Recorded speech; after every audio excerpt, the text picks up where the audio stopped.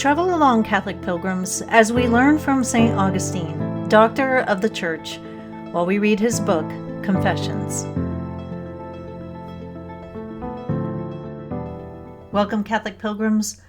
Why do we like the praises of men so much? I think it's because we are communal beings and we desire to belong. St. Augustine is going to talk more about how hard it is to let go of desiring the praises of men. Let's open to Book 10, Chapter 37, on page 245. Day after day, without ceasing, these temptations put us to the test, O Lord. The human tongue is a furnace in which the temper of our souls is daily tried, and in this matter, too, you command us to be continent. Give me the grace to do as you command, and command me to do what you will. You know how I have cried to you from the depths of my heart, and how I have wept floods of tears because of this difficulty. But I cannot easily deduce how far I am cured of this disease, and I have great fear of offending you unawares by sins to which I am blind, though to your eyes they are manifest. In other kinds of temptation I have some means of examining myself, but in this I have almost none. For I can see what progress I have made in the ability to restrain my mind from giving in to sensual pleasures or idle curiosity. It becomes plain when I do without these things, either voluntarily or for lack of the occasion, because I then ask myself how much or how little it troubles me to be without them. The same is true of wealth, which men grasp because they want the means of satisfying one or another of these three kinds of temptation, or perhaps two or even all three of them. If the soul, when it has riches, cannot tell whether it despises them, it can put itself to the proof by discarding them. But if we are to do without praise in order to test our powers, are we to live such outrageously wicked and abandoned lives that all who know us will detest us? Is it possible to imagine a more insane proposal than this? If praise is normally associated with a good life and good works, and rightly so, we ought neither to cease living good lives nor to abandon the rightful consequence. But I cannot tell whether or not I have the forbearance to do without anything unless it is taken away from me. What then is my attitude to temptation of this kind? What am I to confess to you, O Lord?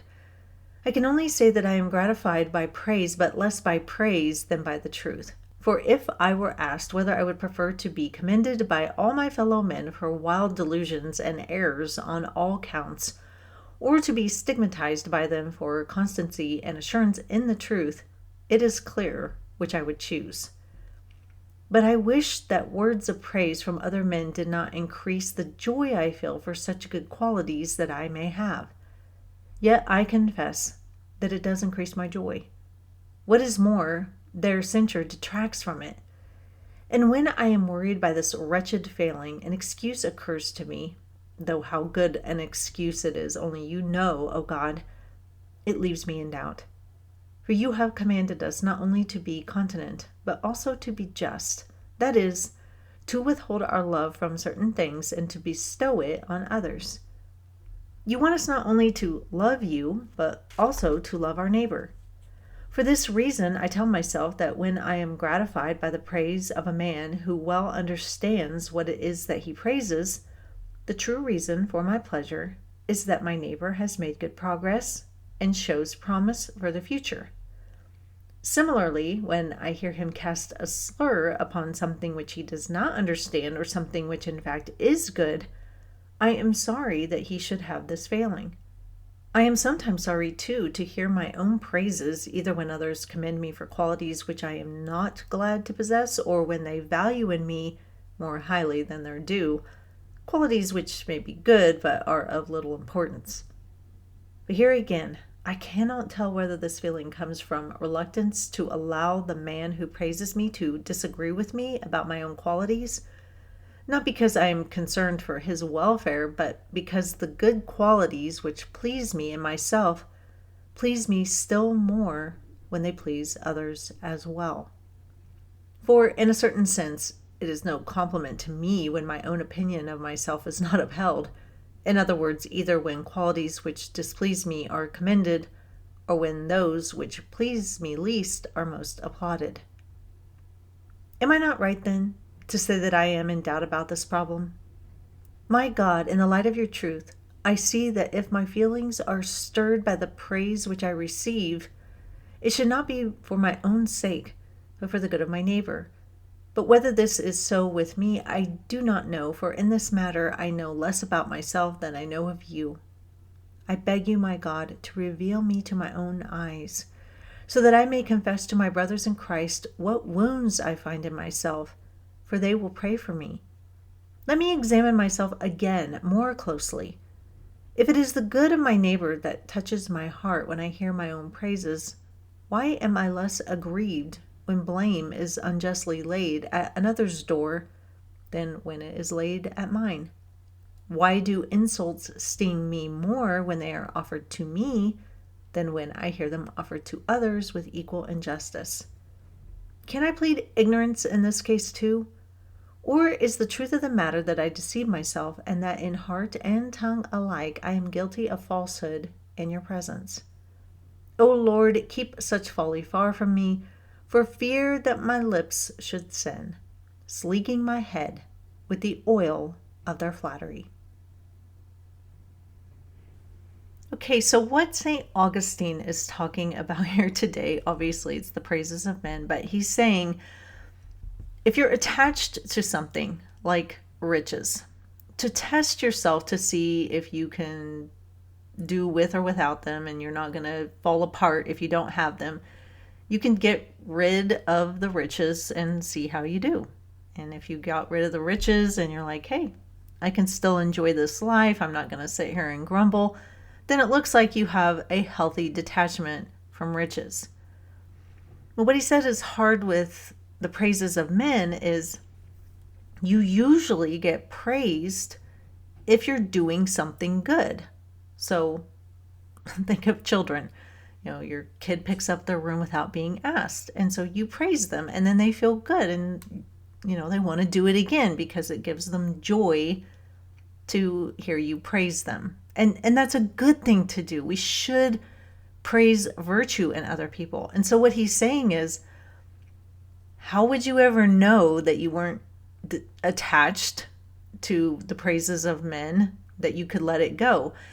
He's saying you would either have to live a life that's not good so that no one would ever praise you. And that wouldn't be good because we don't want to live a life that isn't worthy of praise. So it's really hard to set virtue aside. Does that make sense? Let me read what he says here again. But if we are to do without praise in order to test our powers, are we to live such outrageously wicked and abandoned lives that all who know us will detest us? So to prove that we're completely detached from praises from men, are we supposed to live these awful lives so that everybody hates us and they definitely won't praise us? He goes on, is it possible to imagine a more insane proposal than this? Yeah, that would kind of be insane. If praise is normally associated with a good life and good works, and rightly so, we ought neither to cease living good lives nor to abandon the rightful consequence. And the rightful consequence of living a good life is people will praise you. And then he says, but I cannot tell whether or not I have the forbearance to do without anything unless it is taken away from me. So again, he's worried that he values the praises of men too much, but it's just one of those things where to test yourself, you're not going to go live a horrible, awful life, especially if you are a devoted Christian. You know that's what you're supposed to do. And the rightful consequence of that is people will sing your praises. Not everybody, though. Not everybody's going to. Some people will try to strike you down, but you can usually pick those people out pretty quickly. So, interesting thoughts here today, but I think the most important thing is live a good life, live the Christian life well, be a good witness. If people praise you, then make sure that you direct them to the source of your joy and the reason why you want to live a good life. It's for love of God and for love of them too. You want to be a person that loves their neighbor and wishes them well. And so I think that will always keep us on the right track if we do those things. But that is all for today, Catholic Pilgrims. I will see you back here soon. And until then, live the faith boldly and travel well.